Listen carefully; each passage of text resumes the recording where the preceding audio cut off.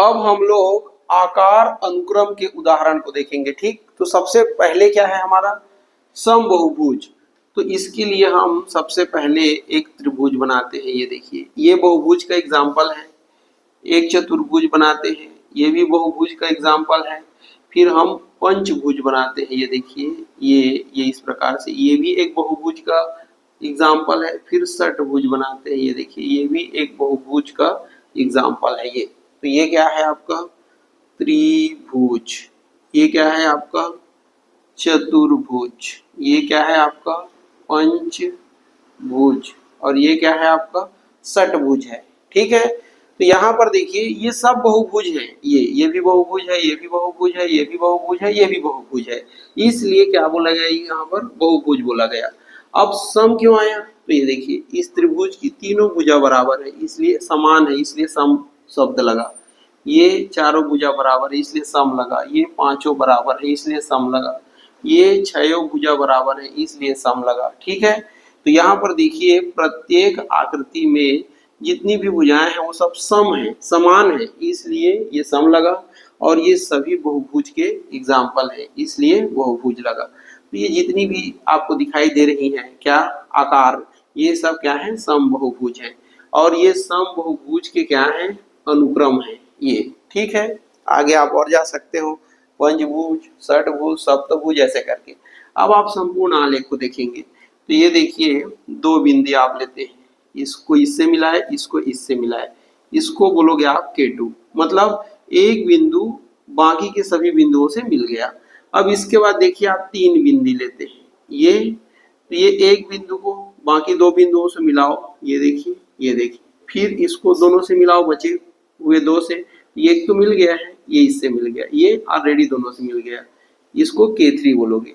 इसके बाद जैसे कि आप चार बिंदु लेते हैं, ये देखिए इस प्रकार से। तो ये पहला बिंदु को बचे हुए तीन से आपने मिलाया, ये देखिए।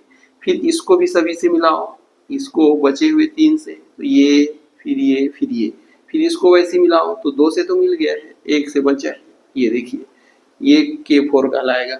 इसके बाद आगे आप पांच बिंदु ले लीजिए, एक, दो, ये तीन, ये चार और ये पांच बिंदु ले लिए। ठीक है, अब इसको बचे हुए चार से मिलाइए, ये, फिर इसको इससे, फिर इसको इससे, फिर इसकी बारी है, इसको बचे हुए मतलब इसको आप लेंगे तो बाकी सब बचे हुए कहलाएंगे, एक, दो, तीन, चार। तो इसको इससे मिलाए, फिर इसको आप इससे मिलाएंगे, फिर इसको इससे मिलाएंगे आप, और किसी से बचा क्या, नहीं बचा।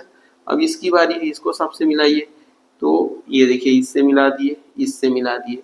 अब इसकी बारी आ गई, तो ये किससे मिलने को बचा है, इससे, इससे, इससे तो मिल चुका है, ये इससे बस मिलने को बचा है। ये देखिए, तो यहाँ पर ये एक बिंदु जो है प्रत्येक अन्य बिंदुओं से क्या हो रहा है, मिल रहा है, इसलिए इसको इस प्रकार का जो आकृति है उसके अनुक्रम को हम लोग क्या बोलते हैं, संपूर्ण आलेख बोलते हैं। तो ये K5 कहलाता है। ये देखिए क्लियर। अब ढेरित वर्ग आ जाता है। तो ढेरित वर्ग में क्या करते हैं, देखिए ये एक वर्ग होता है।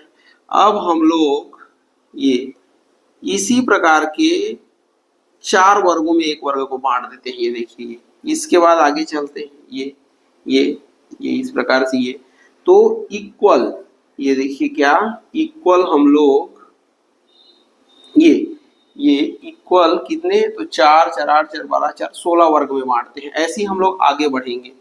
तो ये जो आकार आपको दिखाई दे रहे हैं इसके अनुक्रम को हम लोग क्या बोलेंगे, ढेरित वर्ग बोलेंगे। ठीक, इसके बाद देखिए ढेरित त्रिभुज है।